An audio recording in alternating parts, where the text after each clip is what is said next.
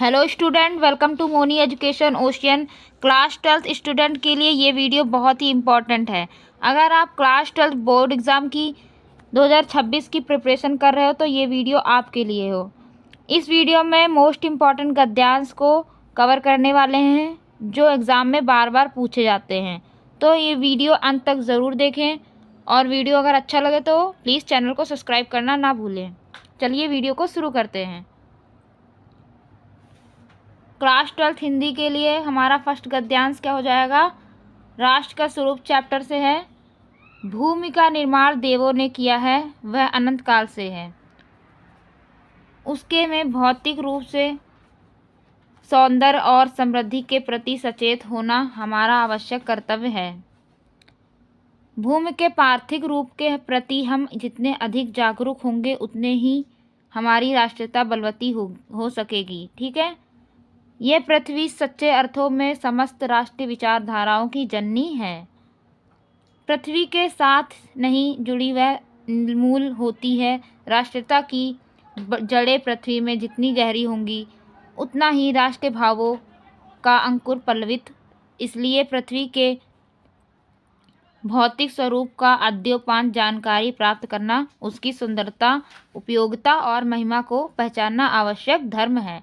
ये बच्चों काफ़ी इम्पोर्टेंट गद्यांश होने वाला है बोर्ड एग्जाम की दृष्टि से, जो कि बार बार पूछा जाता है।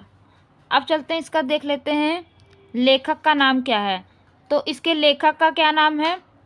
राष्ट्र का स्वरूप हमारे पाठ का नाम हो जाएगा। लेखक का नाम है डॉक्टर वासुदेव शरण अग्रवाल। ठीक है। अब इसका देख लेते हैं संदर्भ कैसे लिखते हैं। प्रस्तुत गद्यावरण हमारी पाठ्य पुस्तक गद्य भाग में संकलित एवं भारतीय संस्कृति के अयोध्या डॉक्टर वासुदेव शरण अग्रवाल द्वारा राष्ट्र का स्वरूप शीर्षक निबंध से अवतरित है। ठीक है। इस तरह हम लोग संदर्भ लिखेंगे। ठीक, आगे बढ़ते हैं। अब आता हमारा रेखांकित अंश की व्याख्या। और ऊपर आपने देखा होगा गद्यांश में रेखांकित अंश था, उसकी व्याख्या है ये। रेखांकित अंश की व्याख्या कैसे करते हैं? पहले हेडिंग डालेंगे। ठीक है। लिखेंगे डॉक्टर वासुदेव शरण अग्रवाल के अनुसार। ठीक। और पृथ्वी के संबंध अटूट और अनिवार्य रूप से आवश्यक है। इसलिए पृथ्वी के साथ राष्ट्रीयता संबंध अथवा आधार जितना अधिक मजबूत होगा उतना ही अधिक राष्ट्रीय भावनाओं का विकास भी संभव होगा। ठीक है। जिस राष्ट्रीयता का संभव पृथ्वी के साथ नहीं होगा वह राष्ट्रीयता निराधार होती है। ठीक है। इस दृष्टि से प्रत्येक व्यक्ति का यह परम आवश्यक धर्म है कि पृथ्वी भौतिक रूप से तरह से परिचित रहे। साथ ही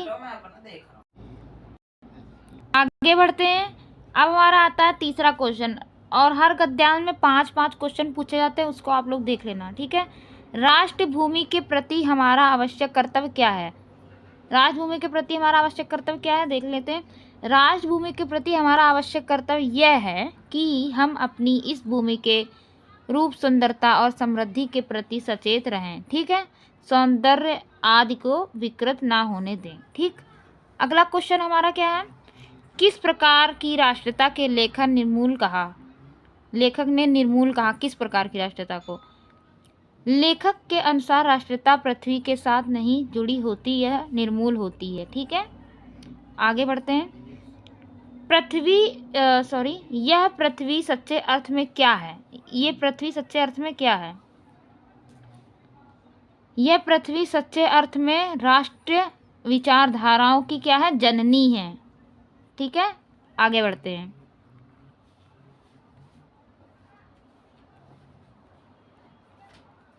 अब आता हमारा दूसरा गद्यांश, काफ़ी इम्पोर्टेंट ये भी है, इसी चैप्टर से है। मातृभूमि पर निवास करने वाले मनुष्य राष्ट्र का दूसरा अंग है। जो मातृभूमि है उस पर निवास करने वाले जो मनुष्य हम सभी हैं वो क्या है? दूसरा अंग है। ठीक है। पृथ्वी हो और मनुष्य ना हो तो राष्ट्र की कल्पना असंभव है। पृथ्वी हो और मनुष्य ना हो तो राष्ट्र की क्या है? कल्पना असंभव है। ठीक है। पृथ्वी और जन दोनों समन्वय से ही राष्ट्र का स्वरूप संपादित होता है। ठीक। जन के कारण पृथ्वी मातृभूमि की संज्ञा प्राप्त करती है। ठीक है। आगे बढ़ते हैं। इसमें भी ऐसे ही करना है जैसे ये गद्यांश के पाठ का लेखक क्या नाम है, राष्ट्र का स्वरूप, और डॉक्टर वासुदेव शरण अग्रवाल ने लिखा है। ठीक है, गद्यांश देख लेते हैं। प्रस्तुत गद्यावतरण हमारी पाठ्य पुस्तक गद्य भाग संकलित भारतीय संस्कृत के अयोध्या, यहाँ पे ये गलत है, राष्ट्र का स्वरूप होना चाहिए के अयोध्या डॉक्टर वासुदेव शरण अग्रवाल द्वारा लिखित राष्ट्र का स्वरूप शीर्षक से अवतरित है। ठीक है, रेखांकित अंश की व्याख्या करें। रेखांकित अंश की व्याख्या कर देख लेते हैं हम।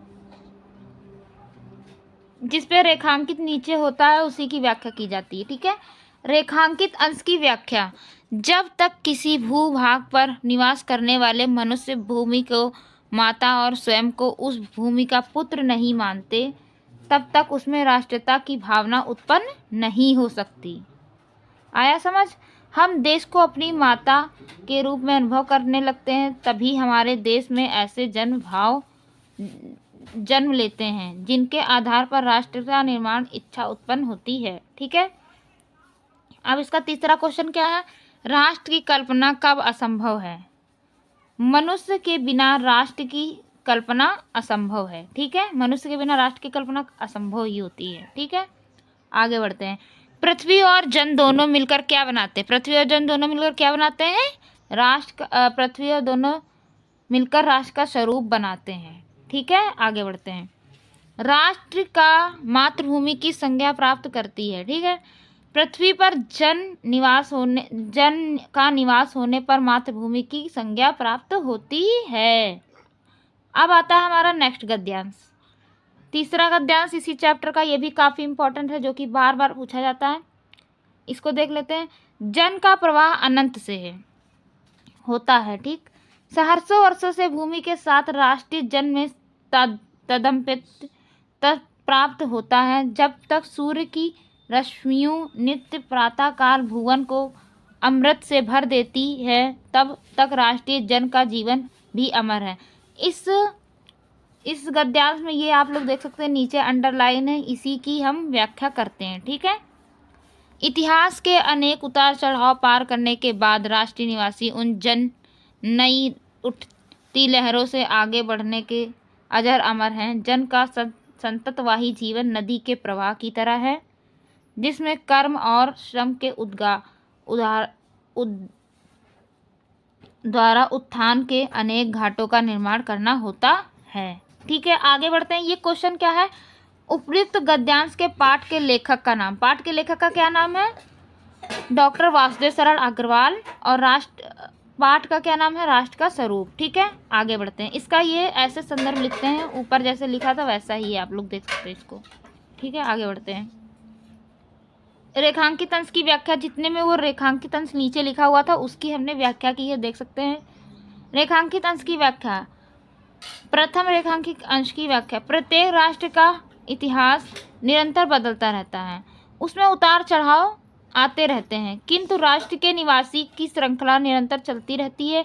मनुष्य पीढ़ी दर पीढ़ी अपने राष्ट्र के साथ जुड़ा रहता है। इसी कारण हजारों वर्षों से मनुष्य अपनी भूमि तथा तादात्म्य में स्थापित किया हुआ है। ठीक है, द्वितीय रेखांकित अंश क्या है? नीचे वाला।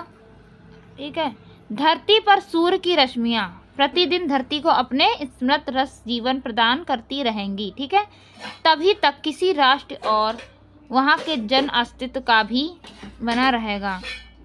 फलस्वरूप उसका अस्तित्व रहेगा, तभी तक राष्ट्रीय जन जीवन भी बना रहेगा। ठीक है, इसका क्वेश्चन देख लेते हैं। जन का प्रवाह से क्या तात्पर्य है? यहाँ पूछ रहा है जन का प्रवाह से क्या तात्पर्य। इसका आंसर है, जन का प्रवाह का तात्पर्य यह है कि जन प्रवाह अंतहीन होता है। प्रत्येक राष्ट्र निरंतर के अनेक प्रकार के परिवर्तन आते रहते हैं। ठीक है, उपरांत भी राष्ट्र के निवासियों की श्रृंखला निरंतर आबाद गति से चलती रहती है। ये हमारे राष्ट्र के स्वरूप वाले चैप्टर के सारे गद्यांश है, काफ़ी इंपॉर्टेंट है, जो कि प्रीवियस ईयर्स में काफ़ी बार पूछे गए हैं। ठीक है, अब आता क्वेश्चन, राष्ट्र निवासी जन किसके समान आगे बढ़ने के लिए अजर अमर हैं? ठीक है, इसको देख लेते हैं। हमारे राष्ट्र के इतिहास में उत्थान और पतन के अनेक उतार चढ़ाव आते रहते हैं। ठीक है, प्रत्येक नदी की नई उठती लहरों के समान राष्ट्र के निवासी को सतत रूप से आगे बढ़ते रहने के लिए अनेक नवीन शक्तियाँ प्राप्त होती रहती हैं। इनकी सहायता से पूरे उत्सव के साथ प्रगति करते रहें और इस प्रकार सदैव से उनका अस्तित्व बना रहा है। अगला क्वेश्चन, हमारा 5वां क्वेश्चन क्या है? उत्तान के घाटों का निर्माण कैसे होता है? नदी के प्रवाह निरंतर प्रवाहित करने के कारण बीच बीच में डेल्टा छोड़ता जाता है। इसी प्रकार राष्ट्र के अपने कर्म और श्रम के द्वारा उत्थान के प्रत्येक अवशेष अथवा पद चिन्ह छोड़ते हुए निरंतर आगे बढ़ते जाएंगे, अर्थात उत्थान के अनेक घाटों का निर्माण कर्म श्रम के द्वारा होगा। ठीक है, और ये हमारे पास काफ़ी इंपॉर्टेंट गद्यांश था, इसको हमने करा दिया है। अगला चैप्टर से शुरू होता है हमारा अशोक का फूल, जिसको किसने लिखा है? हजारी प्रसाद द्विवेदी ने। ठीक है, इस गद्यांश को हम पढ़ लेते हैं। रविंद्रनाथ ने इस भारतवर्ष को महामानव समुद्र कहा। विचित्र देश है वह, असुर आए, शक आए, हूण आए, नाग आए, यक्ष आए, गंधर्व आए, ना जाने कितनी मानव जातियां यहाँ आई। ये भी काफ़ी इंपॉर्टेंट गद्यांश है, इसको आप लोग देख लीजिए, प्रीवियस में काफ़ी बार पूछा गया है। भारतवर्ष को बनाने में अपना हाथ लगा गई, जिसे हम हिंदू रीति नीति कहते हैं, वह अपने आर्य और आर्योत्तर उपादानों का अद्भुत मिश्रण है। इसका ये जो अंडरलाइन इसके नीचे है, इसका हम रेखांकित अंश की व्याख्या भी देखने वाले। ठीक है, उपयुक्त गद्यांश के पाठ और लेखक का नाम लिखिए। पाठ और लेखक का क्या नाम है? पाठ का नाम है अशोक के फूल। ठीक है, लेखक का नाम है आचार्य हजारी प्रसाद द्विवेदी। ठीक है, और ये इसका संदर्भ है, आप लोग देख सकते हैं कितनी सरल शब्दों में लिखा गया। प्रस्तुत गद्यावरण हमारी पाठ्य पुस्तक के गद्य भाग संकलित हिंदी के सुविख्यात निबंधकार आचार्य हजारी प्रसाद द्विवेदी द्वारा लिखित अशोक के फूल नामक ललित निबंध से अवतरित है। और आप लोग इसको जैसे निबंध को संदर्भ को सरल शब्दों में जैसे लिखे तो ऐसे लिख सकते हैं। प्रस्तुत गद्यांश हमारी पाठ्य पुस्तक हिंदी गद्य से संकलित आचार्य हजारी प्रसाद द्विवेदी द्वारा रचित पाठ अशोक के फूल नामक निबंध से अवतरित है, ऐसे भी लिख सकते हैं। ठीक है, अब आते हैं हम रेखांकित अंश की व्याख्या पर। रेखांकित अंश की व्याख्या हमारे देश के इतिहास का अध्ययन करने से यह विविध होता है कि यहाँ आदिकाल से ही अनेक विदेशी जातियाँ आई। उसमें आर्य आए, शक आए, हूण आए, अनेक जातियाँ भारत पर आक्रमण करके यहाँ विजय प्राप्त की और यहाँ के विशाल भूभागों में अपने राज्य साम्राज्यों की स्थापना, इसमें से अनेक यहीं के होकर रह गए। ठीक, वैवाहिक संबंधों के द्वारा यहाँ की और हिंदू संस्कृति के अंग बन गए। हिंदुओं ने जिसकी भी सभ्यता या संस्कृति में जो भी कुछ श्रेष्ठ था, ठीक है, इस चैप्टर में आप लोग ने पढ़ा ही होगा, काफ़ी इंपॉर्टेंट चैप्टर है। ठीक है, उसे ग्रहण कर लिया। इस प्रकार विभिन्न प्रकार के रीति रिवाजों की परंपराओं, नीतियों, आदर्श आदि पर आधारित जिस भारतीय संस्कृति के दर्शन हमें होते हैं। काफ़ी इंपॉर्टेंट था गद्यांश। अगले इसके चैप्टर पे देख लेते हैं, इसके क्वेश्चन देख लेते हैं। रविन्द्रनाथ ने किस महामानव समुद्र कहा? किसे महामानव समुद्र कहा? रविन्द्रनाथ ने भारत को महामानव समुद्र कहा, भारतवर्ष को महामानव समुद्र कहा। ठीक, क्योंकि यहाँ के प्रगति एवं सांस्कृतिक विकास से अनेक महापुरुषों ने अपना योगदान दिया। किसने? सांस्कृतिक विकास में अनेक महापुरुषों ने क्या दिया? योगदान दिया। ठीक है, आप लोग देख सकते हैं, काफ़ी इंपॉर्टेंट है। आर्य आए, शक आए, हूण आए, कहाँ से आए? ये कहाँ आए थे? ठीक है, आर्य, शक एवं हूण आदि विदेशी जातियों के लोग समय समय पर भारतवर्ष में आए। ठीक, भारतवर्ष के निर्माण में किन किन का सहयोग रहा? ठीक है, भारतवर्ष के निर्माण में न केवल आर्य का वरन आर्यों के उपरांत आने वाले शक, हूण तथा नाग, यक्ष और गंधर्व, असुर आदि अनेक विदेशी जातियों का सहयोग रहा, विदेशी जातियों का भी इनमें सहयोग रहा। ठीक है, अब आता है हमारा दूसरा गद्यांश। कहते हैं दुनिया बड़ी भुलक्कड़ है, केवल उतना ही याद रखती है जितने से उसका स्वार्थ सत्ता है। बिल्कुल सही बात है। बाकी को फेंक कर आगे बढ़ जाती है। सही।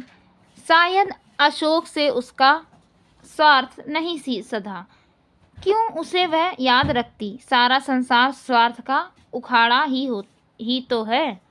ठीक, इसके गद्यांश देख लेते हैं। तो ये हमारा गद्यांश का और पाठ का नाम क्या है? अशोक के फूल। और लेखक कौन? आचार्य हजारी प्रसाद द्विवेदी।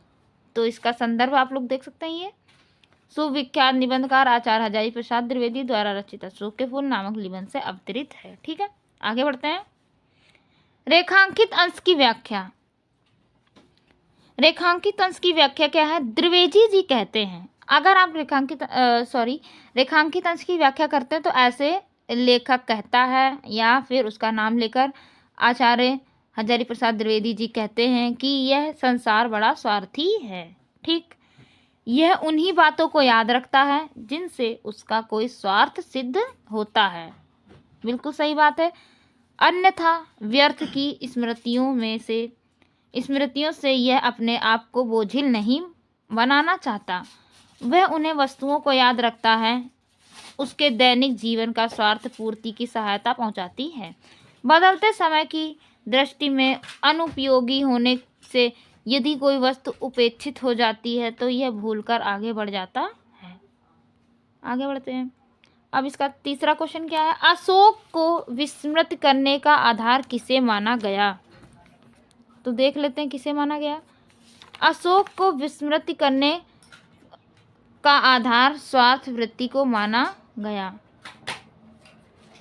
लेखक ने दुनिया किस तरह का व्यवहार बताया?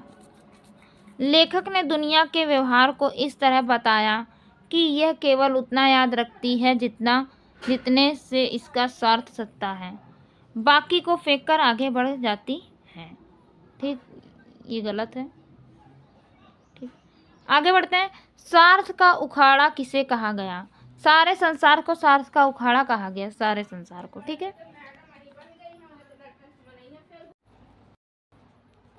मुझे मानव जाति के दुर्गम निर्मम धारा के हजारों वर्ष का रूप साफ दिखाई दे रहा है। ठीक,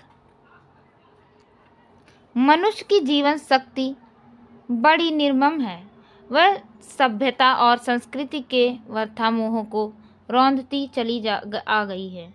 ठीक, ना जाने कितने धर्म, चारों विश्वास, उत्सव और व्रतों को धोती बहाती यह जीवन धारा को आगे बढ़ती है। ठीक, संघर्षों से मनुष्य ने नई शक्ति पाई है।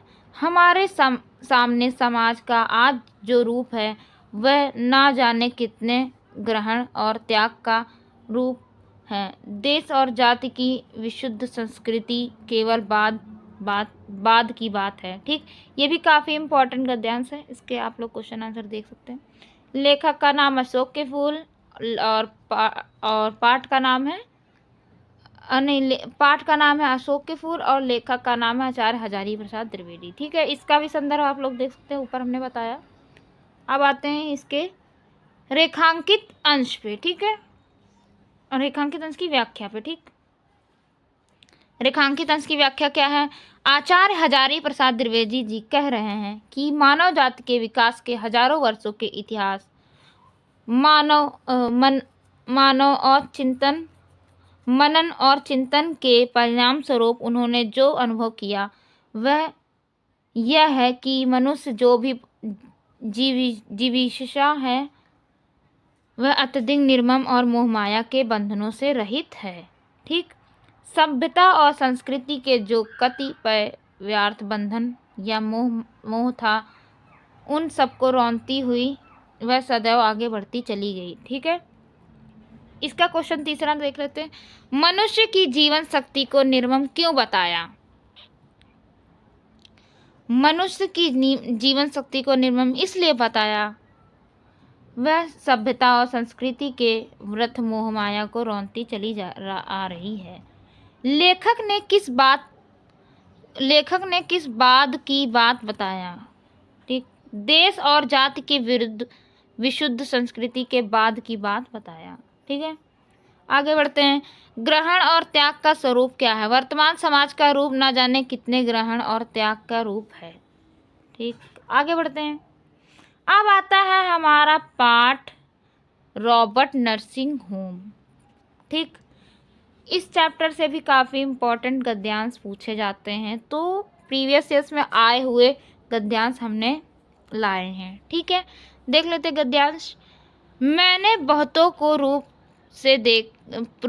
से पाते देखा था, बहुतों को धन से और गुणों से भी बहुतों को पाते देखा था, पर मानवता के आंगन में समर्पण और प्राप्ति का यह अद्भुत सौम्य स्वरूप आज अपनी ही आंखों देखा कि कोई अपनी पीड़ा से किसी को पाए और किसी का उत्सर्ग सदा किसी को पीड़ा के लिए सुरक्षित रहे। ठीक, और ये हमारा जो रेखांकित अंश की व्याख्या है, इसकी हम अभी व्याख्या देखते हैं। रेखांकित जो अंश है इसकी हम व्याख्या देखेंगे। ठीक है, उपयुक्त गद्यांश के पाठ के लेखक का नाम लिखिए।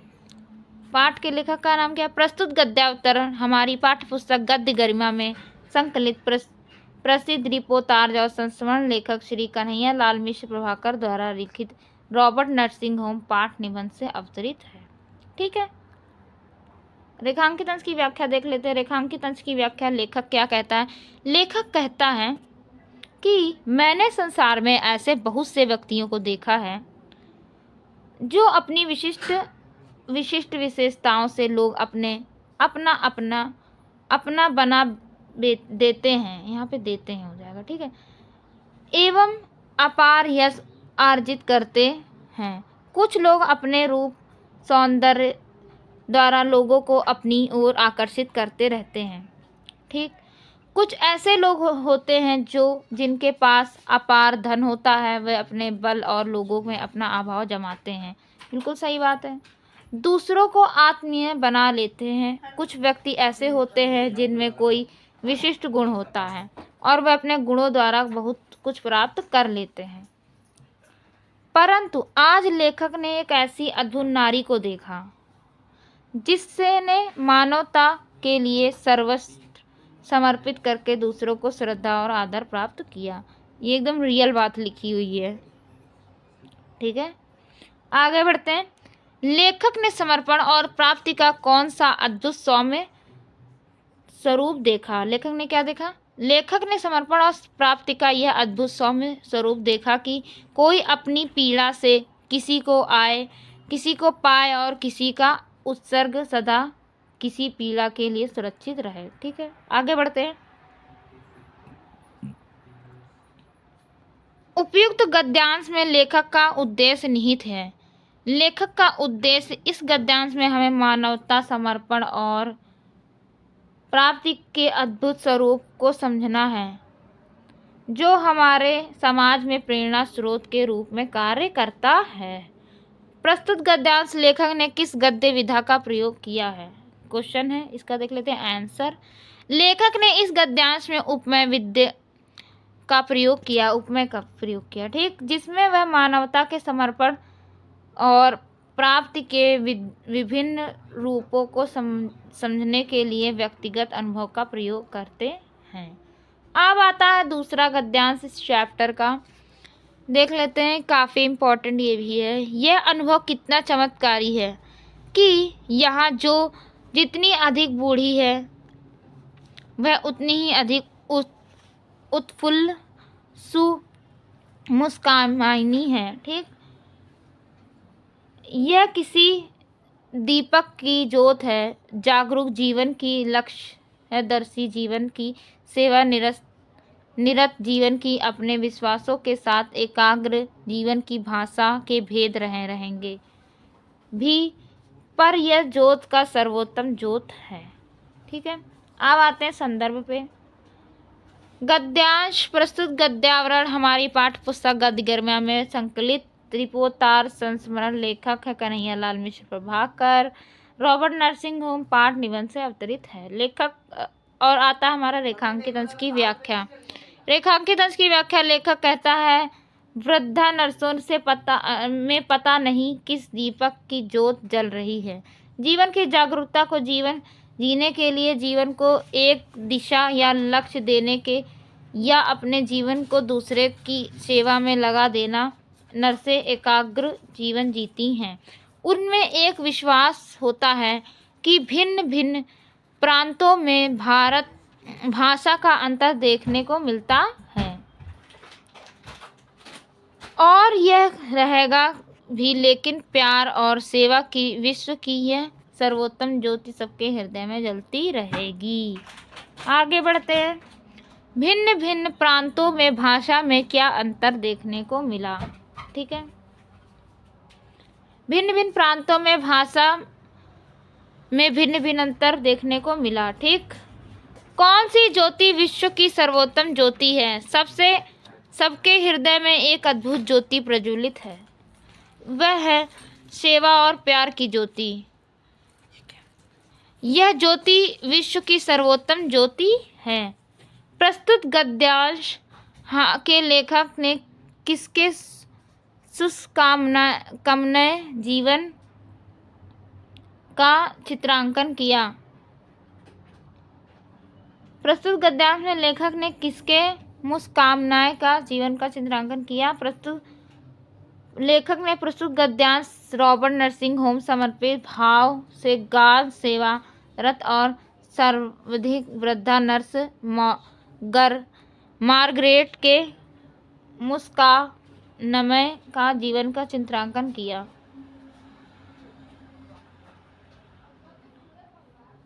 अब आता है हमारा चैप्टर 4, भाषा और आधुनिकता। ठीक है, उत्कर्मणीयता और नित्य नूतनता अन्योन्याश्रित है।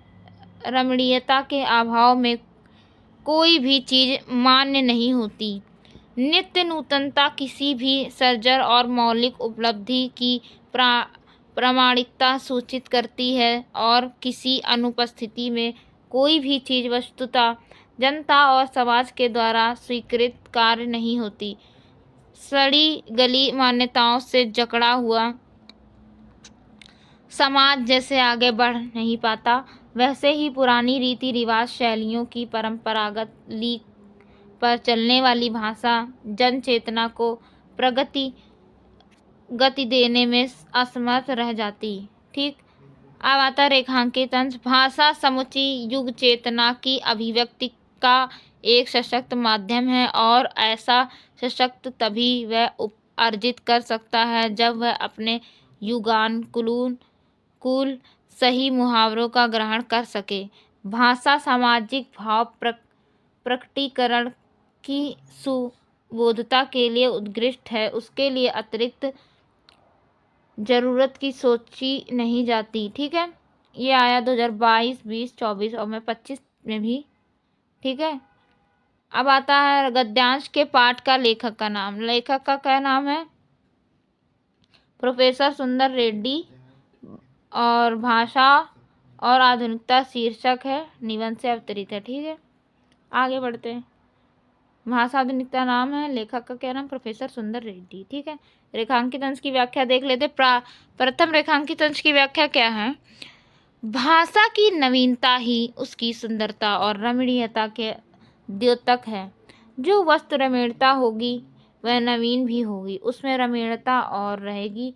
इस प्रकार नवीनता और रमणीयता एक दूसरे पर आश्रित है। बिना रमणीयता के कोई भी वस्तु महत्वपूर्ण नहीं हो सकती।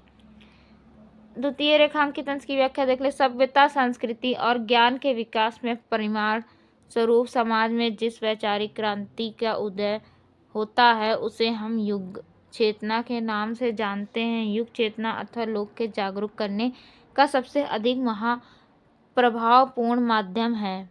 ठीक, माध्यम भाषा ही है और कोई भी भाषा तभी सशक्त हो सकती है जब वह अपने युग की आवश्यकताओं के अनुसार सटीक और उपयुक्त मुहावरों का ग्रहण कर सके।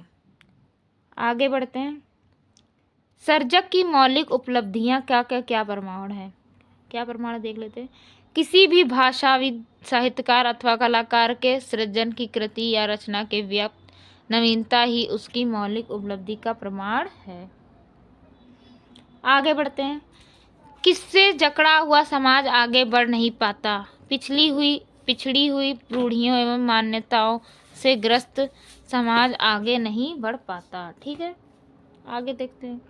रमणीयता और उत्कृष्ट शब्दों का क्या अर्थ है? ठीक, अर्थ स्पष्ट कीजिए। ठीक, ये रमणीयता का अर्थ है भाषा, यहाँ पे भाषा होना चाहिए। ठीक, भाषा के सौंदर्य अथवा उसकी नवीनता के उद्देश्य का अर्थ है, उद्देश्य है।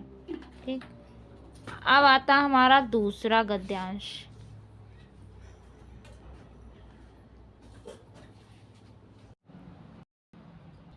अब आता है हमारा भाषा स्वयं संस्कृति का एक अटूट अंग। ये भी काफ़ी इम्पोर्टेंट गद्यांश है। सांस्कृतिक परंपरा से निरस्त होने पर भी परिवर्तनशील और गतिशील उसकी गति का विज्ञान और प्रगति के साथ जोड़ी जाती है। वैज्ञानिक आविष्कारों के प्रभाव के कारण उत्कृष्ट नई सांस्कृतिक हलचलों के शाब्दिक रूप देने के लिए भाषा के परंपरागत प्रयोग पर्याप्त नहीं है। इसके लिए नए प्रयोगों की, नई भाव योजनाओं को व्यक्त करने के लिए नए शब्द की खोज की महती आवश्यकता है। ये भी काफ़ी इम्पोर्टेंट है। और इसमें है उपयुक्त गद्यांश पाठ के लेखक का नाम। हमारे पाठ के लेखक का क्या? गद्यांश संदर्भ पहले देख लेते हैं। प्रस्तुत गद्यावतरण हमारी पाठ्य पुस्तक के गद्य भाग संकलित तथा विचार व निबंधकार प्रोफेसर सुंदर रेड्डी द्वारा लिखित भाषा और आधुनिकता शीर्षक शोधपरक निबंध से अवतरित है। इसका निबंध ऐसे ही लिखते हैं। ठीक है, भाषा और आधुनिकता पाठ का नाम है। लेखक का क्या नाम है? प्रोफेसर सुंदर रेड्डी। ठीक, इसकी व्याख्या देख लेते हैं। रेखांकित अंश की व्याख्या। ठीक, भाषा में जो प्रयोग प्राचीन काल से चले आ रहे हैं वे सांस्कृतिक और परिवर्तनों को व्यक्त करने में समर्थ नहीं है। प्रत्येक संस्कृति में हुए परिवर्तन को भाषा द्वारा व्यक्त करने के लिए भाषा में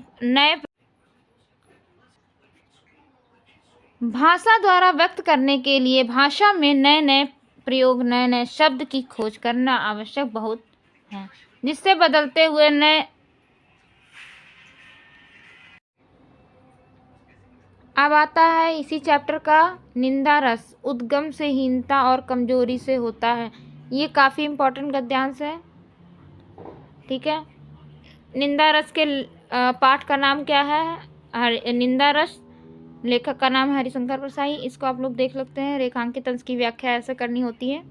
ठीक है, निंदा का उद्गम कहाँ से होता है अथवा निंदा का उद्गम किससे होता है? नीच का उद्गम हीनता और कमजोरी से होता है। ठीक है, निंदा ईर्ष्यालु क्यों माना जाता है? विठल्ला होने के कारण इंद्र को ईर्ष्यालु माना जाता है। ठीक, निंदा व्यक्ति दूसरे की निंदा करके कैसा अनुभव करता है? निंदक व्यक्ति। तो इसका आंसर नहीं लिखा गया है, तो इसका आंसर आप लोग कमेंट में बताइएगा। स्टूडेंट, अगर आपको ये वीडियो क्लास 12th हिंदी के इम्पॉर्टेंट गद्यांश के हेल्पफुल लगे तो वीडियो को लाइक ज़रूर करें, अपने दोस्तों के साथ शेयर करें। अगर आप बोर्ड एग्ज़ाम 2026 की बेस्ट प्रिपरेशन करना चाहते हैं तो मोनी एजुकेशन ओशन चैनल को सब्सक्राइब करना मत भूलना। मिलते हैं किसी नेक्स्ट वीडियो में। Thank you.